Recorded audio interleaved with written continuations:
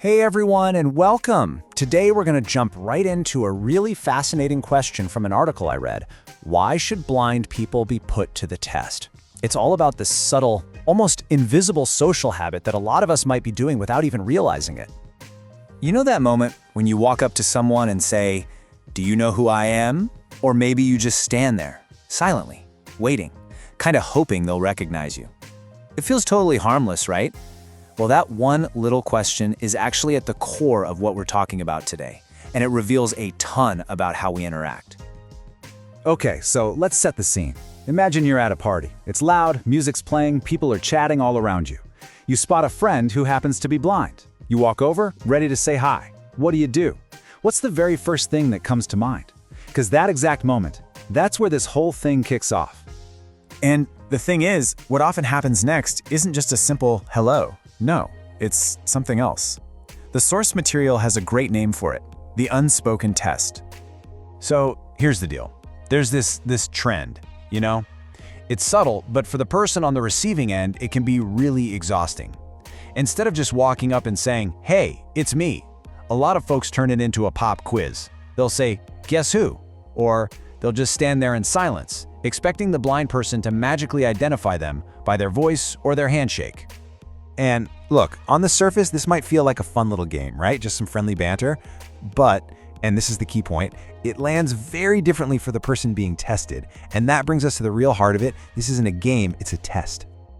I mean, for the sighted person, it's probably just a harmless little quiz. Maybe it even comes from a good place, like a kind of clumsy way to be playful. But for the blind person, oh, it's not fun. Not at all. Suddenly, it's this high-pressure moment. You have to perform. You have to rack your brain to identify this person. And all you're thinking about is how embarrassing it's going to be if you get it wrong. Okay, now this is where it gets really interesting. Just think about this for a second. When two sighted people greet each other, what happens? They just say hi. It's totally effortless. If you're not sure who someone is, they just say their name. No big deal. No games, no tests of memory. But for some reason, when one person is blind, the social rules just seem to fly out the window. All of a sudden, there's this weird expectation to prove that you know them. And that's the big question the article asks, right? Why? Why are blind people expected to perform like this?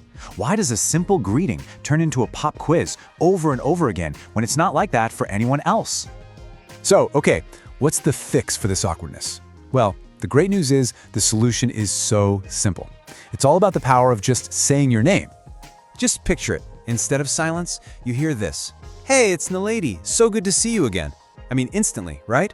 All that pressure just evaporates. There's no test, there's no guessing game. It's just a real, warm, easy human connection. And this really lays it out perfectly. On one hand, you've got the test, which is all about pressure and this weird memory challenge. And on the other hand, you've got the connection, which starts from a place of comfort and respect. And what's the magic ingredient that changes everything? Just saying your name. That's it. You know, this tiny little change in how we say hi actually points to a much, much bigger idea. It's about something we can call inclusion in small moments. The source calls this everyday inclusion.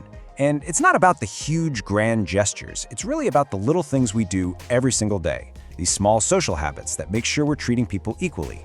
It's about not putting one group of people through these little, constant, stressful trials. And that's such an important point. We often think inclusion means these big structural things, right? Like building ramps or creating accessible tech. And don't get me wrong, that stuff is absolutely crucial. But what this article reminds us is that real, true inclusion is also built in these tiny, everyday habits. It's in something as simple as how we greet each other. All right, so let's wrap this up. Let's really focus on the main takeaway here, which is all about shifting from putting someone to the test to making a genuine connection. So what's the bottom line here? It's super simple. The next time you walk up to someone you know who is blind, don't play the guessing game. Just say your name. That one tiny act completely transforms the moment. It takes away the pressure, and it brings in dignity, comfort, and a real, actual human connection. Because really, at the end of the day, isn't that what we all want from any interaction? To feel seen, to feel respected, and to feel included, not constantly tested. It's such a small change in our habits, but man, it can make a world of difference. Thanks so much for tuning in for this one.